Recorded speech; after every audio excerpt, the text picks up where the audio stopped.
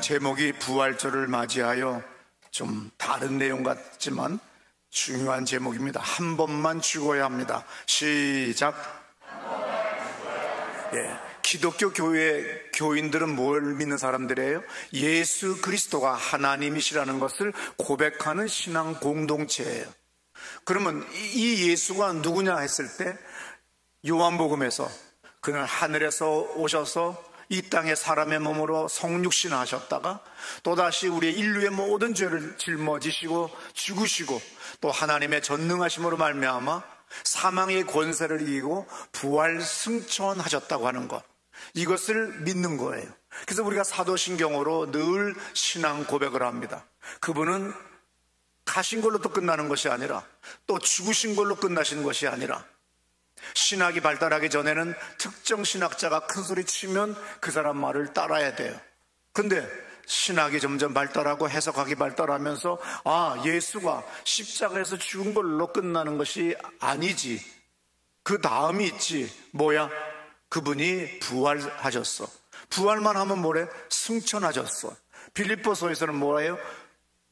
보좌에 앉으셔서 온 세상을 통치하시네. 그걸로 또 끝나는 게 아닙니다. 이 땅에 재림하신대, 다시 오신대. 이것이 우리가 고백하는 신앙 고백인 사도신경에 다 있어요. 그래서 이것을 늘 우리는 고백하고 살아가는 거죠. 히브리서 9장 27절 이런 말씀이 있어요. 한 번 죽는 것은 사람에게 정해진 것이요 그 후에는 심판이 있으리니. 우리 모든 인간은 다 죽어요. 죽도록 만들어 놨어요. 하나님이 영원토록 살아가는 존재가 아니라 이 육체는 후패해지고 그리고 언젠가는 때가 되면 죽도록 만들어져 있었어요. 아주 먼 창세 때에는, 예전에는 인간들은 노아 홍수 전에는 900년, 1000년도 살 수 있었습니다. 근데 지금은 노아 홍수 이후부터는 120세 정도, 그러다가 지금은 더 많은 공해와 오염된 세상 환경과 또 우리의 수많은 재난과 사고로 우리 인생은 70, 80. 그래서 사람은 다 죽게 돼 있어요. 그런데 중요한 거, 히브리서 11장 35절의 말씀같이 이런 말씀 있죠. 여자들은 자기의 죽은 자들을 부활로 받아들이기도 하며 또 어떤 이들은 더 좋은 부활을 얻고자 하여 심한 고문을 받되 구차히 변하기를 원하지 않아요. 아주 중요합니다. 어떤 사람들은, 초기 기독교의 교인들은 너는 예수를 믿으면 죽여버리겠어, 사자굴에 던져버리겠어, 그렇게 협박을 하고 또 그렇게 해서 고문도 당하고 죽임을 당해도 구차히 면하려고 애쓰지 않고, 그래 내가 죽음을 택하지. 왜? 영생이라고 하는 것이 있다는 거죠. 사람이 죽음으로 끝나는 것이 아니라 영생이 있다고 하는 건 이제는 모든 세상 사람들이 악독한 사람, 아주 그냥 인간의 마음이 그냥 메마르고 메말라서 아주 그냥 이 세상에 대한 저주로 가득 찬 사람만을 제외하고는 사람이 죽음으로 끝나는 것이 아니라 또 영생의 세계가 있다는 것, 영적 세계가 있다고 하는 것을 우리는 수많은 사건들과 수많은 책들을 통해서 또 이웃 사람들을 통해서 우리는 알 수가 있어요. 요한복음 5장 19절에 보면 선한 일을 행하는 자는 생명의 부활로, 악한 일을 행한 자는 심판의 부활로 나온다. 사람이 죽음으로 끝나는 것이 아니라 또 어떤 때에 가서 하나님은 예수를 믿든 안 믿든 다시 전부 다 부활을 하긴 하는데, 예수를 소유한 사람에게는 생명의 부활로, 아니면 예수를 거부한 사람에게는 심판의 부활로 맞이한다고 하는 것이 좀 잔인할 정도로 오늘 성경에는 써 있습니다. 어떤 유명한 교수님을, 그분의 글을 제가 좋아해요. 경제, 경영에 대한 아주 박식한 지식을 가지고 있습니다.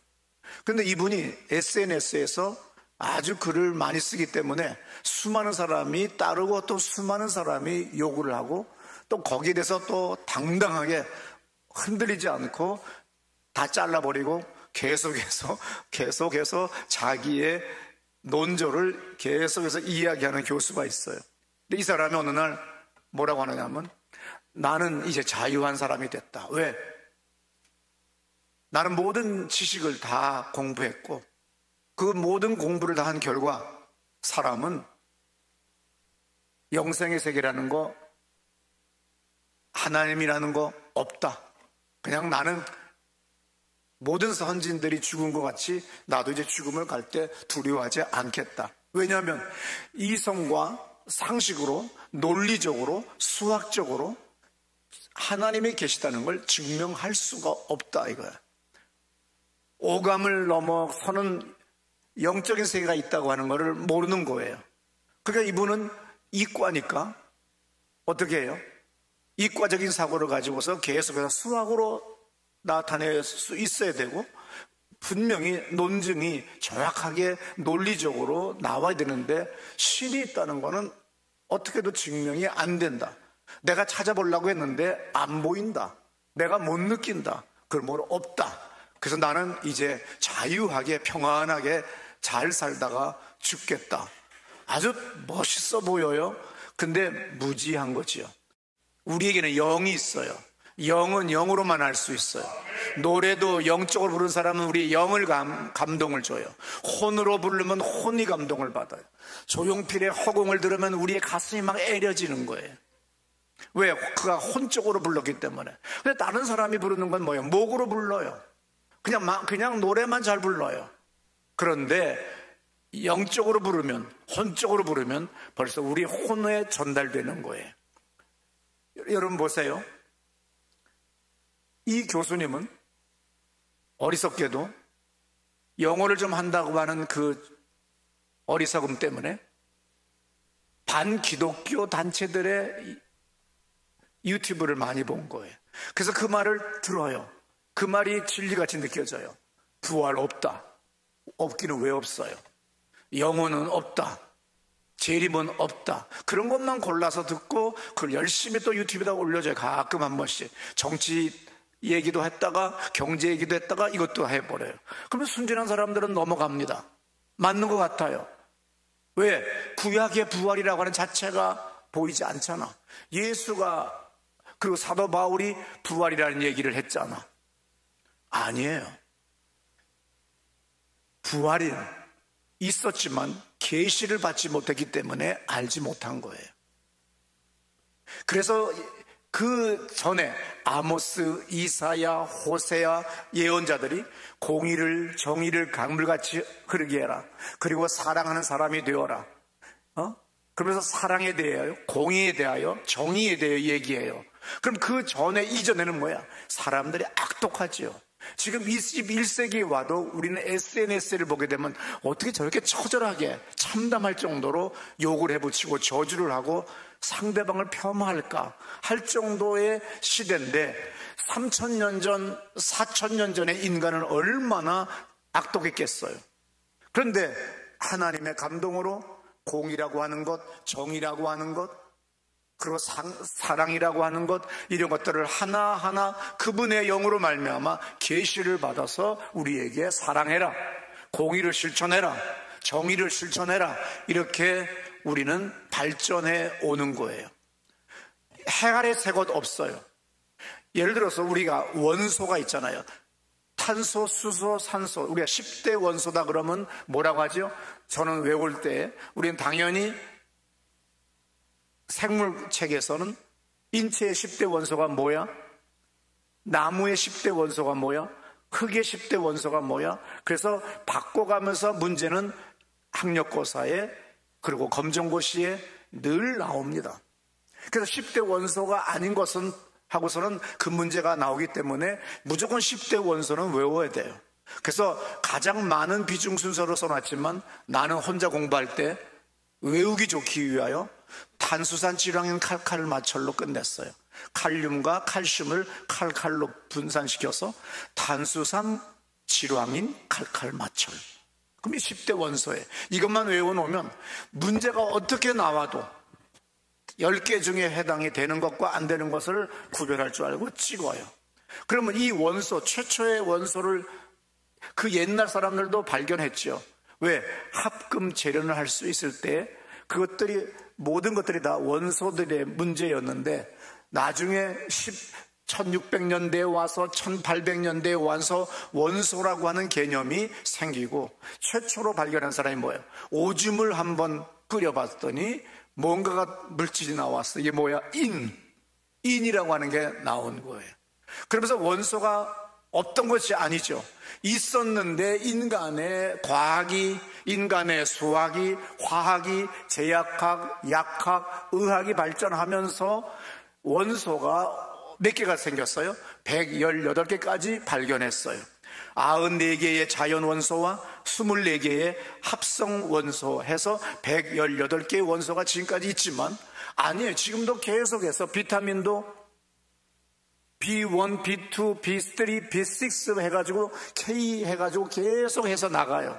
인간이 이제서야 비타민 K, 비타민 B6, B12 이런 식으로 발견한 거지 없던 거를 만들어낸 게 아니에요. 똑같아요. 우리의 영이 주의 영으로 충만해지면 우리는 계시를 받음으로 말미암아 부활이라고 하는 걸 알게 되는데, 그 원시적인 인간들은 그저 살육하고 그저 나만 잘 살면 된다고 하는 마음으로 그저 죽이고 도둑질하고 노략질하고 인간을 물질화시켜가지고 살아갔어요. 그런데 하나님의 영이 임하니까 사랑해야 되고 저와 나는 똑같은 존재라는 거예요. 별이 없었던 게 아니에요. 은하수 너머에 다른 또 세계가 있다고 하는 거. 그리고 빛의 속도로 1년 갈 속도가 아니라 1000년 갈 속도, 2000년 갈 속도, 어떻게 우리 눈으로 봅니까? 그런데 과학이 발달하면서, 문명이 발달하면서 우리는 뭐예요? 새로운 세계를 우리가 알게 된, 이것이 세상이에요. 영적인 것도 똑같아요. 예수로 말미암아 우리는 부활의 첫 열매가 되셨다.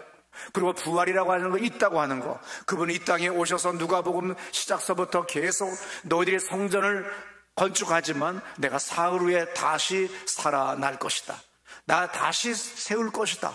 그래서 나는 너희들을 위하여 나는 예루살렘으로 죽음으로 간다고 하면서 예수님에 대한 그 이야기가 누가복음에서, 특별히 요한복음에서 나오는 걸 우리는 알 수가 있습니다. 그러면 철없는 자기의 머리를 가지고, 물 한 바가지 못 들어갈 머리 가지고 하나님이 있니 없니, 귀신이 있니 없니 얘기할 수 없는 거예요. 어떻든 간에 사도 바울이 고린도전서 15장 13절에서 뭐라고 얘기합니까? 만일 죽은 자의 부활이 없으면 그리스도도 다시 살아나지 못하셨을 것이다. 그리스도께서 만일 다시 살아나지 못하셨으면 우리가 전파하는 것도 헛것이요 너희 믿음도 헛것이다. 그러니까 오늘 우리의 모든 신앙생활의 근거가 뭐야? 핵심 가치가 뭐야? 부활을 믿기 때문에 우리가 여기 모인 거예요. 부활이 없다고 하는 미친 짓이지 뭐 하려고 믿어요? 믿을 필요가 없는 거예요.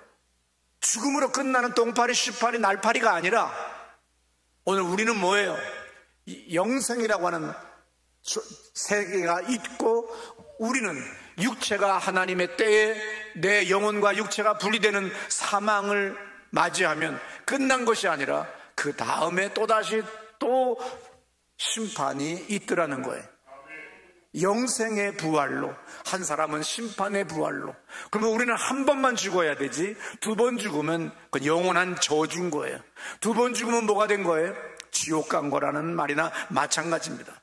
고린도전서 15장 18절에 이런 말씀이 있습니다. 들어보세요. 또한 그리스도 안에서 잠자는 자도 망하였느니 만일 그리스도 안에서 우리가 바라는 것이 다만 이 세상의 삶뿐이면 모든 사람 가운데 우리가 더욱 불쌍한 자이리라. 이 세상밖에 없다고 믿는다고 한다면, 우리가 그러면서 예수 믿는다고 한다면 가장 불쌍한 것, 가장 정신없는 놈, 가장 미련한 놈이라는 뜻인 거죠. 사도 바울은 반기독교적인 사람이었어요. 얼마나 예수 믿는 사람들을 핍박했던지 빌립보서 3장에서 이렇게 고백합니다. 그러나 나도 육체를 신뢰할 만하며 만일 누구든지 다른 이가 육체를 신뢰할 것이 있는 줄로 생각하면 나는 더욱 그러하리니. 5절, 나는 8일 만에 알레를 받았다. 이스라엘 족속이며 그 중에 베냐민 지파 출신이다. 나는 히브리인 중에 히브리인이며 율법으로는 바리새인이다. 6절에 열심으로는 나는 교회를 핍박했던 사람이고 율법의 의로는 흠이 없었다. 그러나 무엇이든지 내가 유익하던 것을 내가 그리스도를 위하여 다 해로 여길 뿐더러 또한 모든 것을 해로 여김은 내 주 그리스도 예수를 아는 지식이 가장 고상하기 때문에 내가 그를 위하여 모든 것을 잃어버리고 배설물로 여김은 그리스도를 얻고 그 안에 발견되려 함이니 내가 가진 의는 율법에서 난 것이 아니요 오직 그리스도를 믿음으로 말미암은 것이니 곧 믿음으로 하나님께로부터 난 의라. 11절 어떻게 해서든지 죽은 자 가운데서 부활에 이르려 하노니. 이것이 사도 바울의 삶의 목적인 거예요. 부활을 확신했어요. 부활을 경험했어요.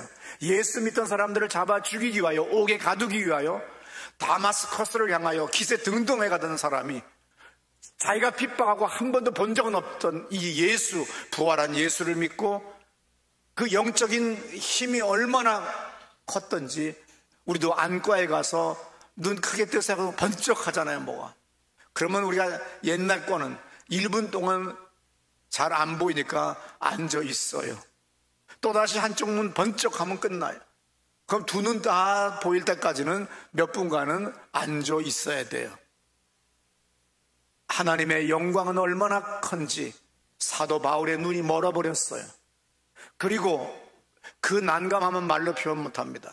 그런데 이 사도 바울이 그렇게 가소롭게 여겼던 기독교의 일개 집사, 보잘것없는 집사 한 사람이 하나님의 계시를 받고 사도 바울이 살고 지금 칩거해 있는, 눈이 보이지 않기 때문에 눈몽 상태로 있는 그 집에 와서 안수했던 그 안수하는 순간에 비늘 같은 것이 벗겨지고 살아나요. 그러고 난 다음에 그의 영이 살았죠. 겸손해졌습니다. 도대체 율법이 얘기하는 게 뭐야? 구약이 얘기하는 게 뭐야? 우리가 기다렸던 게 뭐야? 구세주 그분이 여기 오셨구나. 내가 만난 그분이 하나님이시구나. 그분이 예수 그리스도시구나. 그래서 180도가 바뀌어가지고 기독교 최고의 전도자가 되고 오늘 바울 서신을 기록한 겁니다. 로마서 8장 9절에서 사도 바울이 이렇게 말합니다. 만일 너희 속에 하나님의 영이 거하시면 너희가 육신에 있지 아니하고 영에 있나니 누구든지 그리스도의 영이 없으면 그리스도의 사람이. 예, 그리스도의 영이 있어야 돼요. 그래야 계시를 받을 수가 있어요. 깨달을 수가 있어요. 믿어지는 거예요. 이건 상식과 지식과 수학으로 공식으로 믿어지는 것이 아니라 내가 겸손하게 꿇어뜨려 그분 앞에 예수의 이름으로 기도하면 그분이 어느 날 나에게 희미한 계시라도 주기 때문에 내가 이 자리에 와서 앉아 있는 거예요. 내가 똑똑해서 온 것이 아니라 주 예수가 먼저 나에게 오셔서 문을 두드렸고 내가 거기에 반응해서 여기 와 앉아 계시기 때문에 이걸 뭐라고 하느냐, 80점 먹고 들어가신 거예요. 여기다 기도만 하면 90점인데 여기서 기도를 안 해. 기도해보세요. 놀라운 역사가 일어납니다. 그리스도의 영이 없으면 그리스도인이 아니에요. 요한복음 3장 5절부터 6절에 이렇게 말씀하시죠. 예수께서 대답하시되 진실로 진실로 내게 이르노니 사람이 물과 성령으로 나지 아니하면 하나님의 나라에 들어갈 수 없느니라. 육으로 난 것은 육이요 영으로 난 것은 영이니. 예, 육으로 난 것은 육이고 영으로 난 건 영이에요. 육으로 난 걸로 뭘 보려고 하니까 영으로 난 것을 어떻게 알 수 있겠어요? 육으로 난 것은 육이요 영으로 난 것은 영이니. 이 말씀을 붙잡고 기도해 보세요. 어느 날 내 영이 살아날 것입니다. 그리고 하나님의 계시를 우리가 받을 거예요. 바로 예수 그리스도로 말미암아 부활의 계시를 우리는 알게 된 거예요.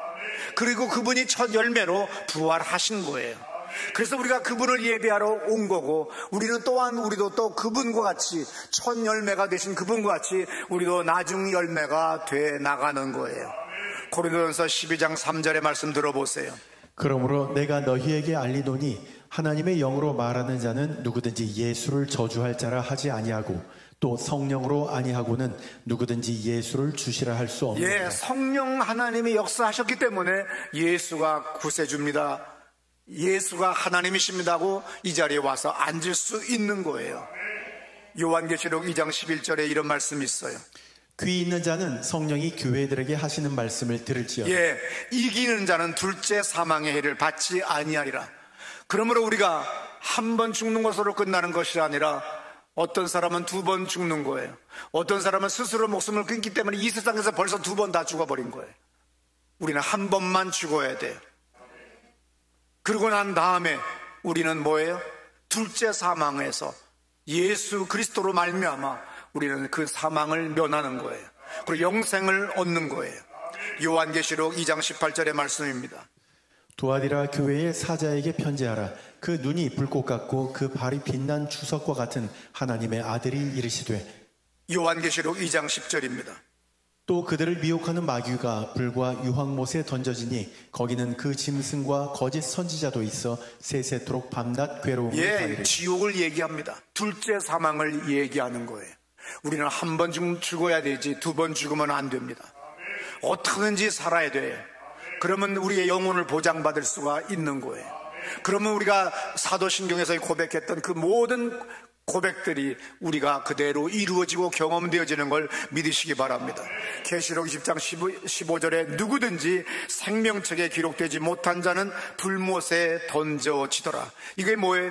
둘째 사망에 우리는 간다는 얘기죠.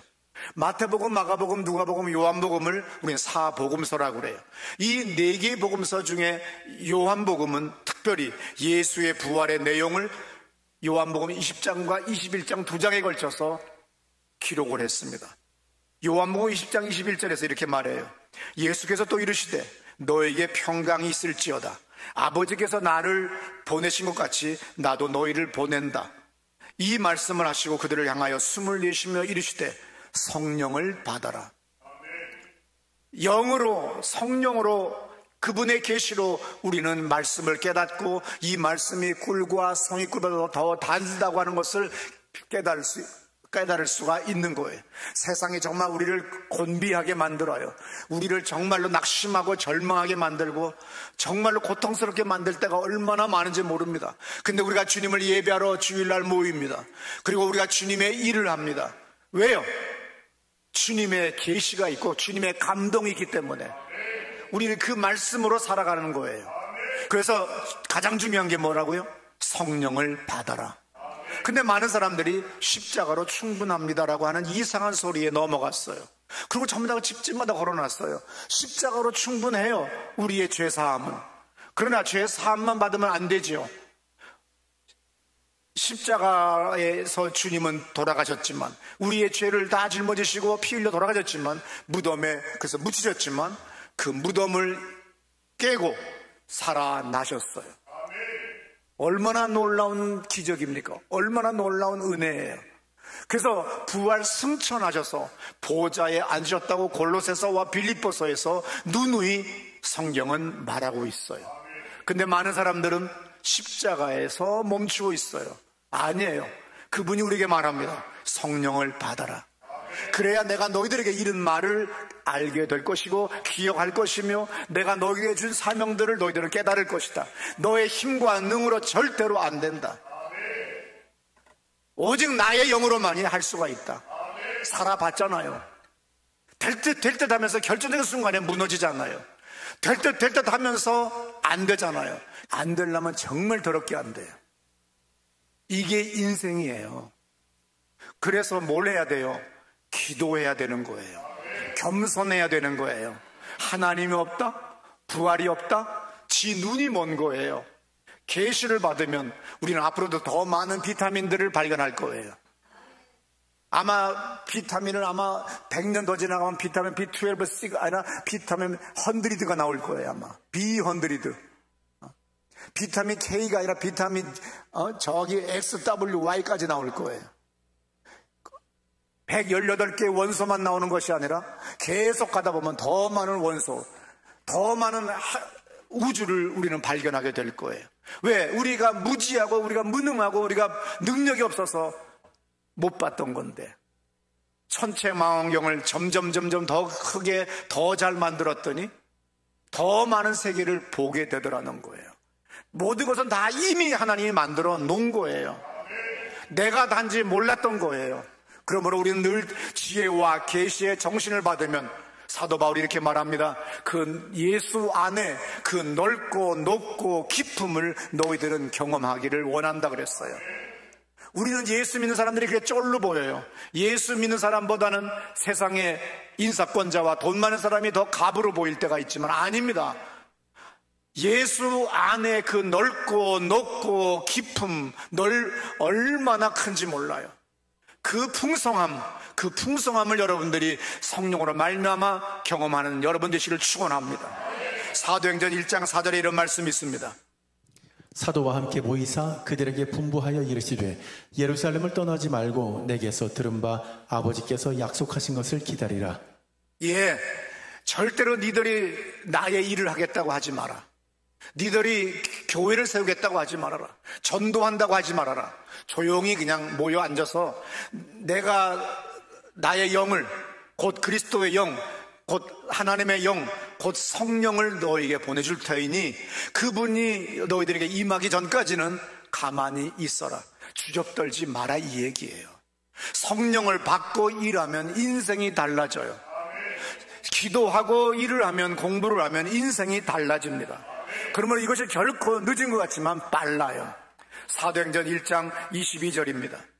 항상 우리와 함께 다니던 사람 중에 하나를 세워 우리와 더불어 예수께서 부활하심을 증언할 사람이 되게 하여야. 무슨 얘기입니까? 가롯 유다가 배신해서 스스로 자괴감을 느끼고 자살했어요.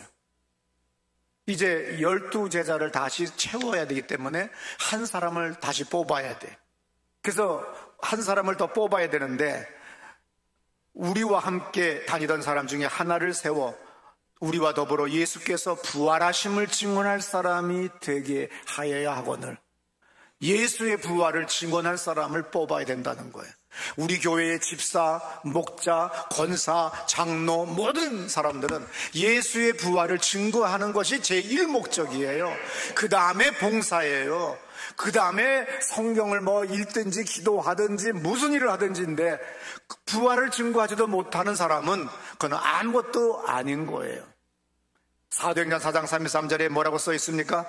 사도들이 큰 권능으로 주 예수의 부활을 증언하니 무리가 큰 은혜를 받아 큰 능력이 임하니까 역사가 일어나는 겁니다. 반기독교 학자 중에서 유명한 바트 어만이라고 하는 사람이 있어요.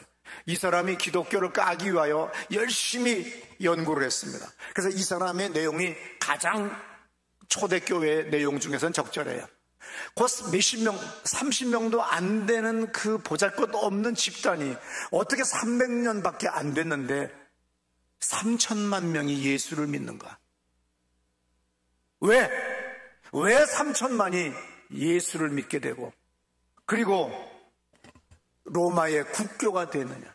식민지 지중해 연안에 그 조그만 보잘것 없는 히브리인들의 종교가, 히브리인들의 종교에 불과했던 그 보잘것 없는 기독교가 어떻게 300년도 안 되는 시간에 3천만이 믿고 식민지에서 탈취만 했던, 노략질했던 그 로마 제국의 황제가 기독교를 믿는 사람이 될 수가 있었는가?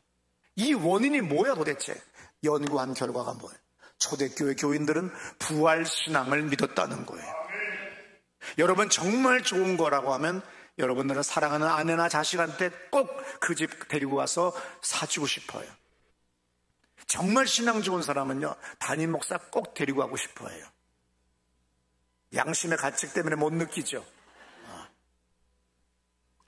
나는 내가 유명한 집에 가서 먹은 건 전부 다 교인들이 사준 거예요. 여러분 정말 좋은 거는 비밀이 없어. 막 알려주고 싶은 거예요.